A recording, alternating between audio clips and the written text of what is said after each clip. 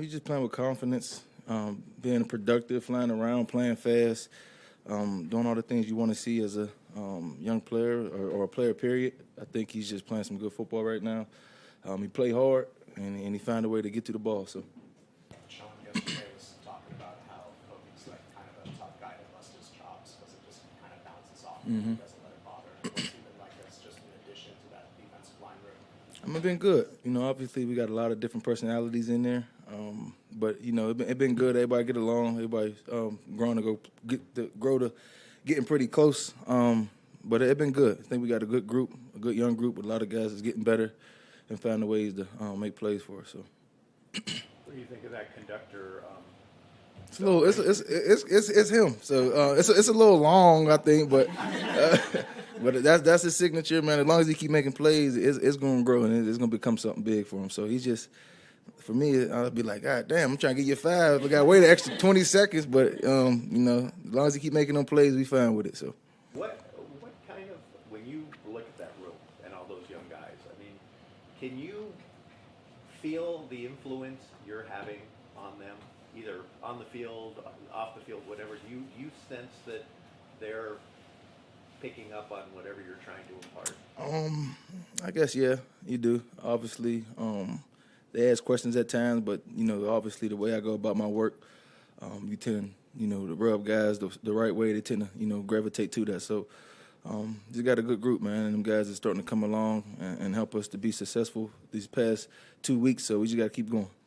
I'm trying to think back. Do you have any experience against Joe Flacco? Yes, I played Joe Flacco before. What did you take from that? And then, we don't know who's starting this week. Yeah. Just what do you think about him returning it? Well, he's a veteran guy that played a lot of football in this league. I remember, being a kid, watching him when he was with the Ravens, play against the Steelers. So he played this game a long time, obviously got a lot of experience. So different quarterback than what they had as far as being mobile and things like that. But as far as the veteran presence, understanding what he's seeing, getting the ball out quick at times, you got to get prepared for that too. So you just don't know. You just got to get ready for both. So. Are you guys having any conversations in the locker room about how you were going to play out push right now and how different that was from last year? We just playing ball. We don't talk about it. We just going week to week, being in the moment. That's it. That's all you can do. Worry about what you got to do this week, and then once you finish this, worry about the next week. So. Is that harder when you're a younger player? You've been for a while? I don't know. I don't remember it as a young player, but you got to ask one of the young guys. But no guys really talking about it. Everybody's just pretty much in the moment, enjoying where we at right now. Guys is flying around, having fun, and that's what it's about. So.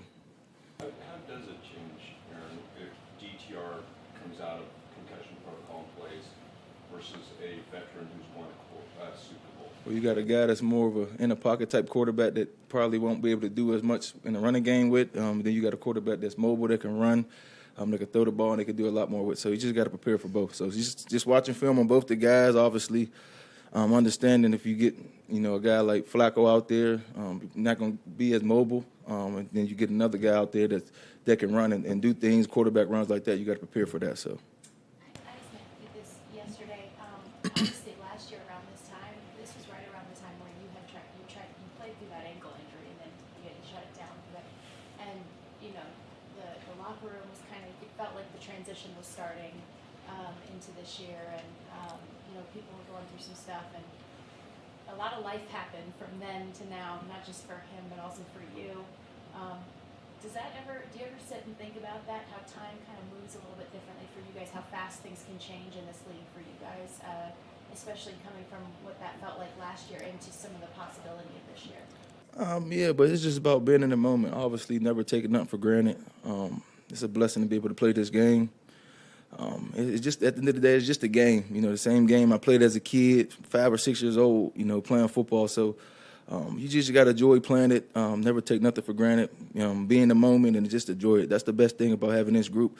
I think they bring a lot of energy, have fun at practice, always joking around. You got guys flying around. They make the game fun. That's how it's supposed to be. That's how you want it to be. And as long as we keep doing that, keep playing how we playing, we'll be fine. So. A lot more chill, a lot more calm. Obviously, he have his moments, but he keep himself mellow. So, I think that's not just for him; that's for all of us. I think last year, you get used to something a certain type of way, and then you have a lot of things fall apart and it kind of weigh on you in a negative way. So just not allowing that to happen. You see that in them, and that's for us as the veteran guys that experience that as well. So, like I said, just being in the moment. Enjoy this. It's a blessing to be out here doing this. So. Specifics about when he's more chill? Things don't go right at practice or something like that. Instead of having his little movements where he might black out, he kind of calm himself down. So. Angry sharks, what calls him angry? He be having his moments for sure. You got to be like, come on, coach, it's all right, man. Aaron, kind of along the lines of some of the lessons you were just talking about from last year, what, I guess, do you take away the most from those times last year that you feel like are really helping us this year? It's more mental stuff, obviously.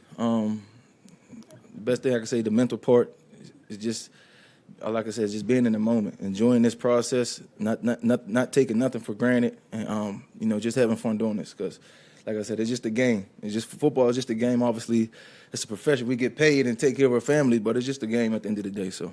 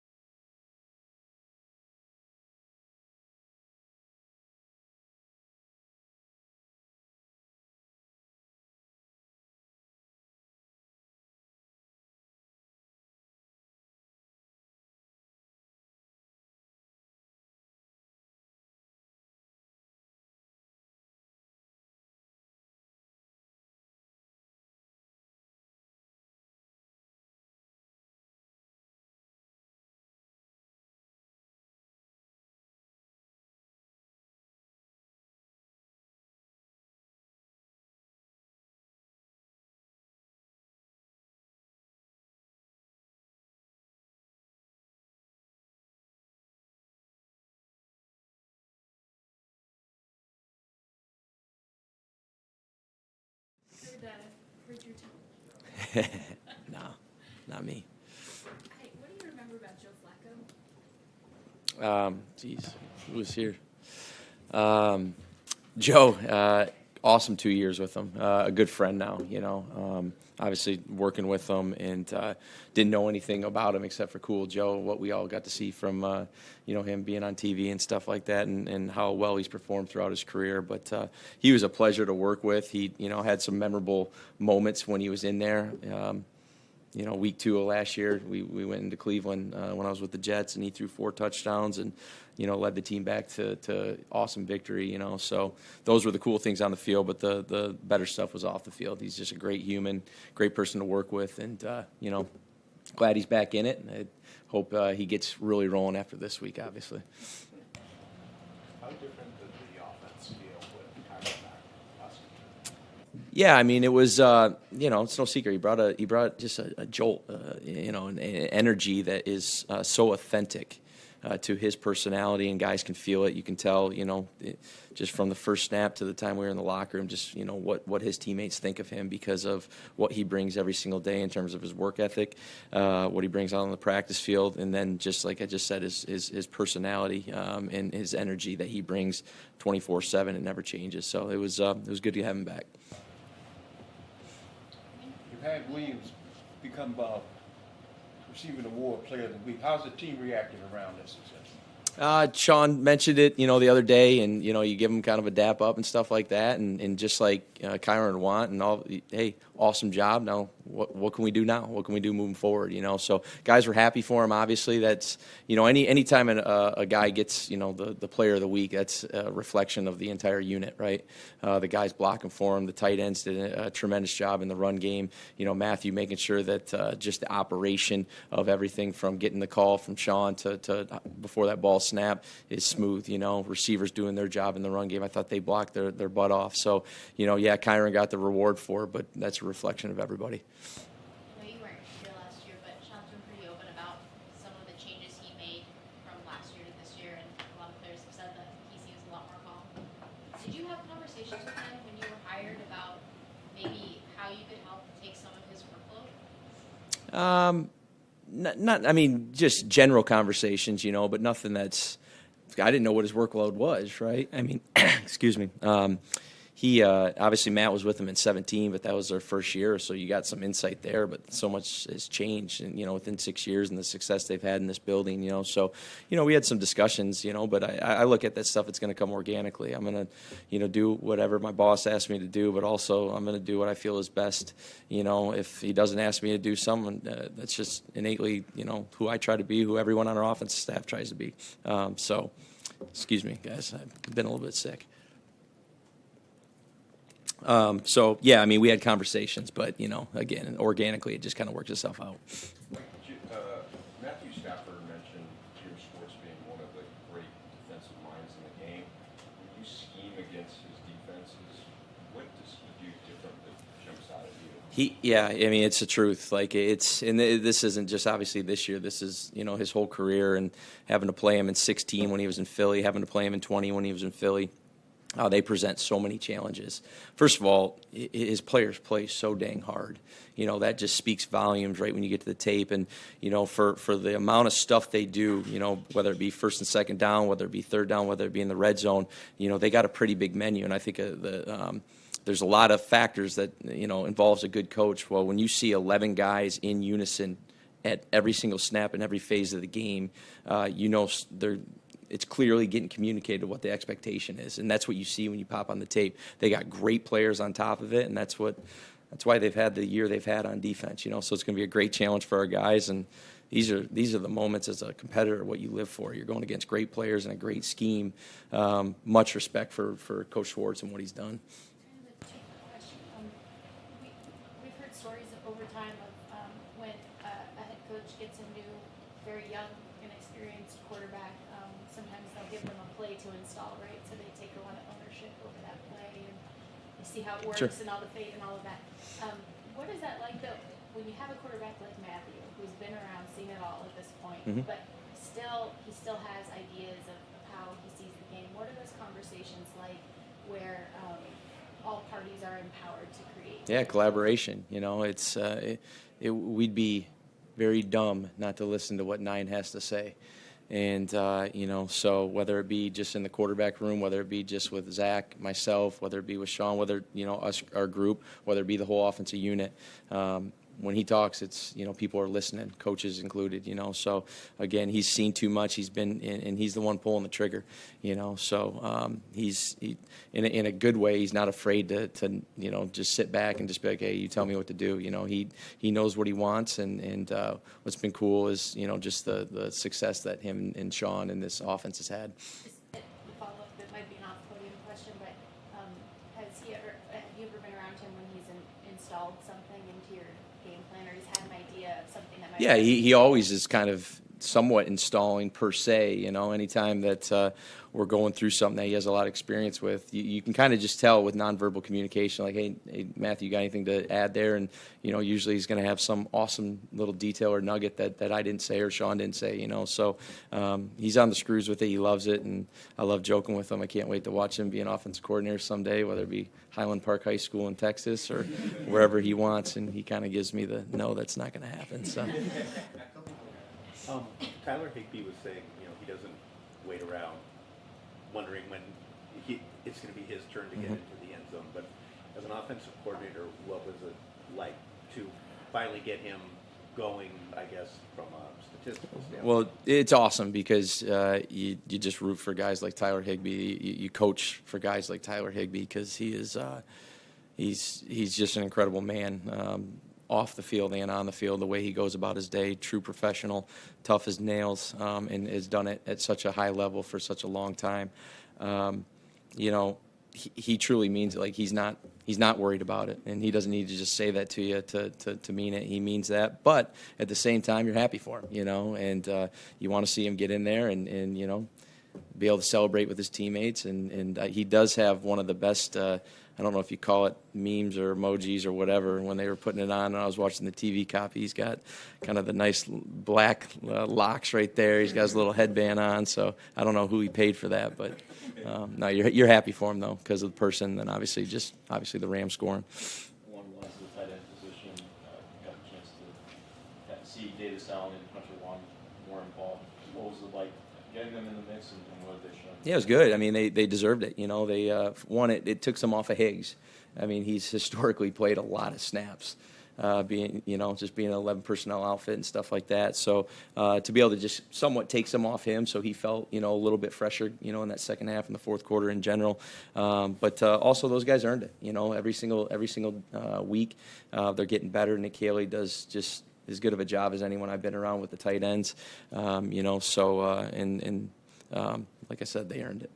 Mike, when you watch the explosive reel from across the league every week, it gets to you guys on like Tuesday morning, probably Monday. Obviously, you're gauging what's happening, what's working.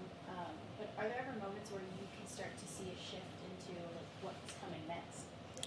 Yeah, I mean, you for sure can. You can see it, and then you get analytic reports without even seeing, you know, the tape of it. But you can definitely see which direction the league is going, and it is what it is. It is a copycat league, and you take a lot of pride in when you do something. You're like, I haven't seen that, but probably realistically, someone did it, and you just didn't see it, you know. So, yeah, I mean, there's ebbs and flows of this thing, and ultimately, you know, it's all cool, but does it A, match up schematically? B, can our players do it? And C, who are we having to block and or run routes against, and, you know, will that play work for, you know, what we're putting out there versus them? So there's so many factors into it because there are so many cool plays, but, you know, each play has a life of its own in terms of when it's called and who you're running it against, and that's what's so unique about this league.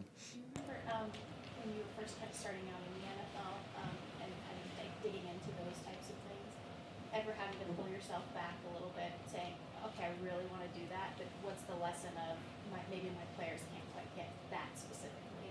Still learning every single day about that, you know, in terms of how much volume you give to your players. You know, again, it's kind of how I just answered that in terms of, I mean, it all looks cool, but it's got to fit, you know, in so many aspects for your players, for the scheme you're going against. So a lot of factors into it, but yeah, I mean, there's a million different things going through all of our heads, and hey, how does it fit for the Rams? So. Thanks, guys.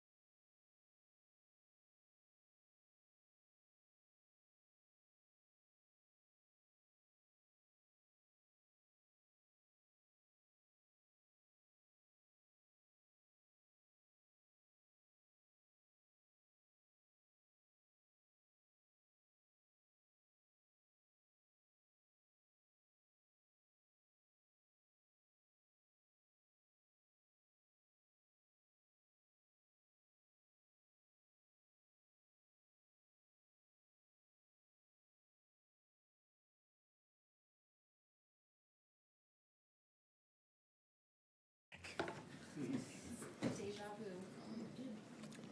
We missed you last week. As you start over and see you, I can start with you. What do we have, guys? Raheem, go ahead. What's maybe an example of the biggest growth you've seen from Kobe Turner between the beginning of the season Wow. and now, whether it's either pass rush move, concept recognition? It's a tough question, because he came in really veteran laden, to be honest with you. He's one of the guys that has picked it up, and right away you realize how smart he was. You realize his capacity was very high, the things that he could bring to the table. I think he's just getting the results now. It's the thing that you see him grow at. And then you see, like, his ops, and he knows what's happening. He, it's different than telling a person, and you go out there a couple of weeks in a row and you say the center's going to turn the air and believe in it. And now he, has an absolute belief in it, and he's playing faster because of it. And he understands the stuff that's moving around him, how it's going a little bit better. Because when you talk about putting the position, putting pieces in place, he had that from the very beginning. You got to get his college coaches a lot of credit, and all the people that he had before us, because he came in here ready-made to come out there and play pro football and to be able to do some of those things. I really have been impressed with his ability to move around, his ability to getting better and better every single week. And not, it's hard for me to even say because he played pretty well out the box versus Seattle, but he's still gotten better. I mean, I think he had a 10-tackle, 1-sack game versus Green Bay, and then last week having 2 tackles. I hope he got Rookie of the Week. I don't know if you guys voted for him or not, but he should have. If he didn't, the Pepsi Rookie of the Week, I voted for him. I'll never vote for that. How does he show you that football IQ, right out the bat? How do you? It's pretty scary. Henny brings those guys in the room, and I usually like to sit in that rookie meeting because he really tortures those guys, and he puts them through the ringer. I say, hey, Henny, we're going to do install 1 today, and I get to the room, and it's install 7 going on, and these guys are in jet rush positions, and they're doing what they're supposed to do, and he's trying to trick them with questions. Can I run a go this and a spark that and a this and that? And he was one of the few guys that picked it up right away and knew, what was happening, why it was going on. He was the guy answering all the questions, and until you got to get to the point where you tell him to be quiet and let some other people answer the questions. So, right away, you recognized this kid got something else. He's a little bit, extra, and then you were elated by that. But you don't want to get too overblown because you are in OTA days. You have no pads on yet. You're talking about upfront people. And when you talk about big people in this profession, you want to see them move around in pads, and it just carried throughout. So that was one of the things that got us right off the back, right, those meetings. Aaron Donald was talking about preparing for 2 different quarterbacks. Sure. And says you just prepare for them both. Is that is that simple? Is that hard? It's more in the coaches, so to speak. Aaron's going to prepare to play. All right, he's going to go against 2 really good guards, and he's going to have the position to move around that giant that you guys know they got in there. Out there playing tackle, he may play against him a little bit, and both of those guys, that offensive line is a really good play. So he's looking at those guys and his preparation and how he's going to get there. The finishing product for him is when he gets there, who's standing there, right? Is it a mobile guy? Is it a guy that's not mobile? And what his stuff got to be. So for the coaches, it really factors in some of our calls and how they change and how the dynamics of all those type of things change with those guys. And those guys know it as well, right? Joe Flacco's been in this league for a long time, so he knows what plays and calls and things he's going to get that's comfortable, and he knows what's going to try to make him uncomfortable, and he's going to try to make us uncomfortable the same way. So really, that goes more into the coaches, that thought process and how we go about our business and how we move through the week, and as we gather more information every day. But you do prepare subtly for both. You got to plan for what you want to call versus each person. It's no different if the quarterback changes within a game, how you got to be ready to adjust subtly. It happened to us in Seattle a couple of weeks ago. It was an adjustment in the game plan within when Geno doesn't come back out. And it's got to happen for you that way and that fast and that quickly, Kurt. It won't change within football. What kind of a challenge is it? You go last because you didn't show up last week. Go ahead, Maria. What kind of a challenge is it when two quarterbacks play in the same game for you? That's a huge one, just because you want to know who's coming off the sideline. You want to know the temperament of the game. When you come in within the middle of the game, sometimes you want to get a guy comfortable, and they thinking that, I'm thinking that, the chess game that you're playing between the coaches, and whether it's going to be a rundown or whether it's going to be a pass down or get back on track. You're talking about what we're going to do on that first third down. They're going to let them go out there in the middle of a series and just open up and let one go deep. I don't know, right? How confident they feel in this guy. What does tape look like before that? How much experience this guy has playing in the regular season games, because the NFL is a different deal. You can gather all your college information you want, but all those factors got to come in. And those are the things that are constantly going through our heads on game day. And when that happens, when the quarterback changes. From kind of ranking near the bottom of the league in pass breakups of the first 9 games, last 2 weeks you guys are number 1 in the league center. Are we, Jordan? Yeah. Stature for losers. But I'm wondering But what the factors are in that between, obviously, guys seeming to be confident in taking some of those opportunities to get their hands on the ball. Jordan, I think it's one simple thing, and I'm not going to coach speak you with this one. This is just the players practicing hard and getting better. And the coaches that coach those guys constantly being on them and giving them the confidence to go out there and make those plays. I mean, just go to DK, for example, watching the ups and downs, the ebbs and flows in the last 2 weeks of Aubrey Pleasant, just constantly being on them and talking about the importance of practice and starting it and finishing it. And you have seen the fruits of his labor the last 2 weeks. Then you're talking about Motown on the other side, where he's a cool, calm, collective guy, where the things are starting to make more sense to him and get more slowed down for him and how he wants to make his plays, when you're talking about Akello. And then the guys inside, whether it was Quentin Lake playing star for us or Russ last week or a little bit of Kobe Turner, all those little pieces that we do and putting the people in the best positions to make plays during that bye week that we talked about, those pieces all are coming to work and starting to work for those guys. Will it remain the same this week? You got to go out there and we got to practice and make sure that happens. And that's the only what happens. It's a simple formula. Guys taking the chances because they got the confidence, because they trust in the process and go through the process of what they do during the week. Raheem, what do you think of Kobe Turner's sack celebration with the conductor? The conductor is probably the most secure human I've been around, right? And he likes what he likes. He's very comfortable in his skin. There's nothing you can do to make him sensitive about himself, because he'll let you know. If that means being in touch with my feelings, Coach, I am. And he is one of the people you love, his personality, and he grew up loving being him. His parents did an amazing job, and he did an amazing job of growing up being comfortable in his own skin. And if everybody can live like Kobe Turner, we wouldn't have as many problems we have during the world that we have now, because he is as comfortable as it gets as a human. He's as comfortable as it gets with anybody. He can fit into any setting. He brings joy to the room when he comes in, and he just lights it all up, man. He's unbelievable. So when he hits that conductor celebration, the team embody it. You've seen the DBs doing it. They're not even sure if it was him. And you see the joy that they have for him. That stuff doesn't happen, by mistake. He didn't do the gritty. He did the conductor, and that's who he is. Do you notice, have you ever been on the other side of when Matthew Stafford's trying something new or installing a new play that he and the offensive guys have collaborated on? You mean on the bad side of it? Yes. When are you talking about in practice? Or are you talking about from the history of playing against this guy that I hate in the league? In practice, it's always a constant challenge, because the things that he tries in the game, I bet you they multiply what he's trying in practice, and then when you're over there and get a chance to ear hustle, when you're over there with those guys, him, Sean, and whether it be Zach Robinson or whoever he's talking to when he's coming off the field, the backup quarterback, whatever it is, just listening to him talking about the detail that he puts into it and what he saw, it helps you in your coaching points. You know, you go back, hey, he's looking at you. If you move one bit to the middle, he's going there. He's going to sit this way and looking you off. He's trying to pull you with his eyes, whatever the case may be. Let him get through his progression, sit on his back foot, then make that move. You know, those constant things are going to happen with you talking about a guy like Matthew, especially with a guy as much confidence as he has in his arm and his arm talent. You don't make those throws that he's made throughout his career, particularly in the Super Bowl, without having that type of confidence that he has in his arm when you can look a grown man and a really good defenders at any time, any time of a game. Do you notice a difference in Sean day-to-day from last year to this year? Here's a tricky one. Yes, let's be honest, right?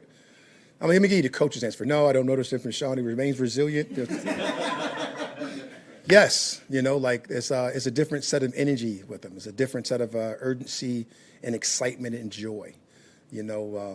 Last year got dark for us just all around. And if you guys know me, I am going to force my will on my opponent, whether it's from within or from outside. So Sean going through some of the stuff that he went through last year that's well documented, that he is more than open to talk about and willing to talk about, is real. And now he has a certain sense of urgency. He has a better feel for his process, and he went through it, and he's really enjoying the fact that he went through it to get better from it. So, I definitely do. Then you have days where Sean can walk around in his days in his funk when he's just thinking, and he doesn't want anybody to talk to him and be around him, including me and probably his wife and kid. Yes, but he just bounces back from it faster and able to go ahead and relay his message and get to the guys. And when he gets to the guys and when he gets to us, the juice, the excitement, the things that he brings throughout this building, the people first mentality, all the things that he preaches on a day-to-day basis, they really get a chance to show because of who he is and how he's grown as a head coach and how he's grown as a human.